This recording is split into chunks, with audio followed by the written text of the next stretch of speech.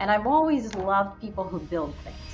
I always recommend going to mediation even before, if a dispute arises. One of the biggest mistakes I see repeatedly entrepreneurs making is they're way too long to formalize business agreements. All right, well, welcome back to Hold My Briefcase. Today's guest is a dear friend of mine, and it's someone who's not only built a powerhouse law practice, but also built a bridge between law and the everyday business owner. Victoria brings over 2 decades of legal experience to the table, and her story touches everything from corporate counsel to courtroom strategy. So first off, I've looked at your website, and I know you as a business attorney, a mediator, and a business owner. How did your legal journey begin? Well, Colby, thanks for having me. It's a pleasure. I started off as a litigator. I always wanted to be in the courtroom, and I was a litigator for 10 years. I loved it. But I've always been drawn to people and making connections with people. And somehow I attract people's trust. People ask me for advice, friends, business owners, entrepreneurs, and I've always loved people who build things. So early in my career, I met a lot of them during various lawsuits. And then it was interesting to me to figure out, how do we avoid these expensive lawsuits and what can be done prior to them to mitigate the risk and to get them out of the courtroom into the real world and resolve these issues before they turn into something super risky and super expensive. I've seen a lot of them trip up without solid legal support, and I decided to build a practice designed for business owners, designed for entrepreneurs, designed for large businesses, small businesses, startups, but basically to help people build their dreams. And then I realized, well, I actually want to work with smaller businesses. I want to work with people who start their own businesses. And that's what we've been doing. That's what we focused on. That's a good transition into the question of, from general counsel to chief operating officer to managing your own firm. What was that transition like? It seems like you went from the courtroom into the boardroom. Yes, and once I've decided that I wanted to focus on a little bit more transactional work, like actually focusing on contracts and papering up the deals, helping business owners buy businesses, sell their businesses, merge, acquire, different ventures. So a lot of this requires us to work with executives in the boardroom, with the executive team, presidents, vice presidents, HR. We help human resources departments put employment contracts together for employees, for independent contractors. We educate them on the difference between employees and independent contractors. And we handle a lot of diverse legal work, anything and everything that has to do with business. And it's not just contracts, because there's all kinds of secret stuff underneath. A lot of times people hire their children, their people who shouldn't really be working there, and you kind of have to unravel it. And can you tell us the story? Anything that you could tell us without revealing too much? Well, it's interesting because when I help my clients acquire other businesses, and we look into maybe a beautiful restaurant that looks great and it's making money, and on paper it looks great, but then you perform due diligence and you open the kimono and you start looking, and there's just a lot of stuff that maybe the books are just messed up. The taxes are fine, but the books are all messy. And it's interesting because of your move from the courtroom into helping these small businesses. It's kind of like your clients get a little knowledge from your litigation days, where you can maybe give them the advice of how to stay out of the courtroom. Well, absolutely. One of the biggest mistakes I see repeatedly entrepreneurs making is they're way too long to formalize business agreements.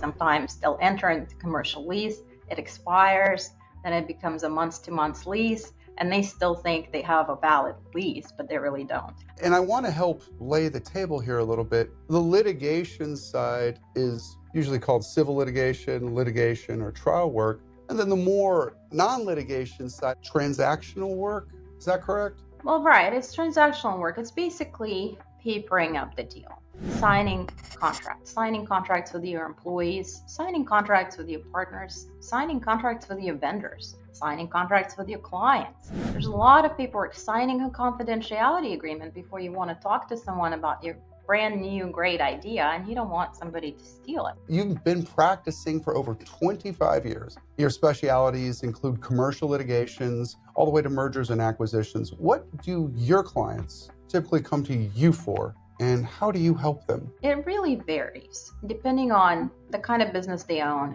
If it's a business, they come to me for risk management, basically. What they come to me is advice on how do we avoid risk in the future. So as an experienced litigator, I can see down the line what could go wrong. So I advise them on the steps they need to take and the various things that they need to put into motion to protect themselves, so there is no litigation, including contracts. Sometimes, Colby, I get calls from friends who would just ask me for basic life advice, or they call me because they're having an issue with, I don't know, a school principal. It just varies. What we really enjoy is becoming a trusted advisors to our clients. So we don't only help them in business, we help them in life. I know what a mediator is. You know what a mediator is. This is very hard to describe or get people to understand because, it's like, who's really neutral? You can't just walk up and say, I'm going to be a mediator, right? You have Absolutely not. You have to be chosen by both sides to mediate their dispute. So mediator is, like you said, a neutral. And what does a neutral mean? It's a neutral person. It's not an arbiter. It's not a judge. It's not someone who's going to tell you you're right and you're wrong. It's a person who is there to hear out both sides of the story and try to come up with a resolution that works for everyone. You like to use this as a preventative measure on the front end? Absolutely. I always recommend going to mediation even before, if a dispute arises, you try to resolve it at a very high level between executives or between the operating team or just between the two business owners. You're offering almost like a chief legal officer that's like outside of the business. So from the big business to the small business, they can use you and your advice. Absolutely. I would call us kind of like a legal business concierge. You can call us with any question, doesn't matter how large or small. If we cannot handle it, we'll refer you to a specialist who can. Sometimes people come to me with very complex questions where they need more than one attorney. They might need an expert compliance attorney.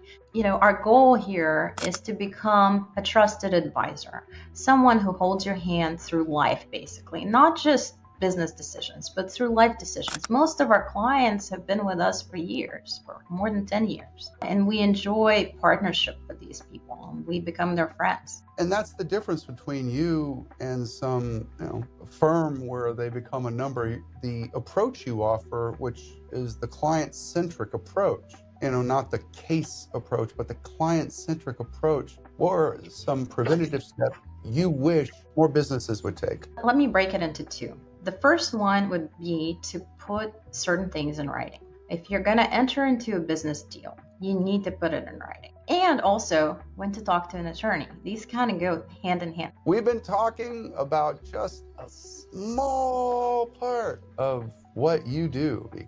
And with your permission, I'd like to just talk about the Vea Finds. Yeah, so Vea Finds is an Instagram page because I used to write a lot and I used to give people advice on where to travel and what to do and where to go. I started putting it out on social media, mainly on Instagram. Sometimes reels, sometimes just short posts of like, I traveled to this city, here are some of the places you must visit. It's been more about just being authentic about who I am so that people can see different sides of my personality. Just different things, different things from travel. I do post some personal moments. This is actually at a museum in Mexico City. It's a fascinating museum. Some attorneys are hesitant to show, their other sides. What would you say to those considering a personal brand or a creative outlet? Well, first of all, I want to say it's not for everyone. It depends on your personality and depends on your brand. It took me a long time to realize that people actually want to see the real me. You have to be 100% authentic because if you're not, it's going to look fake and people are not going to trust you. And I've noticed an interesting tension in the legal practice that clients initially want somebody who's aggressive, but ultimately they bond with lawyers who show genuine humanity. And that brings us to the lightning round. Most unexpected legal situation you've ever handled? The most unexpected one was when the two partners went in 50-50. And, when they both came to me, they were trying to convince me that I could represent both of them. And I said, no, no, no. And then, it was unexpected because it started off friendly and then it just turned into a huge war. What's one thing about the legal system you'd love to see changed in the next 5 years? Well, I think it's changing already, but not fast enough. One of the most important things that I would like to see changed in 2025 is the court system itself. I think that forcing people, especially in smaller cases, to show up in court in person is extremely outdated. One of the biggest things that I would like to see change is not having to go to court in person. It depends on the case. Sometimes I prefer for people to be in person. If it's a very complicated issue, we have a lot of things to discuss. We have a lot of paperwork. It's sometimes better to have people meet in person. Also gives them an opportunity to see each other, maybe in the kitchen, and kind of diffuses the situation.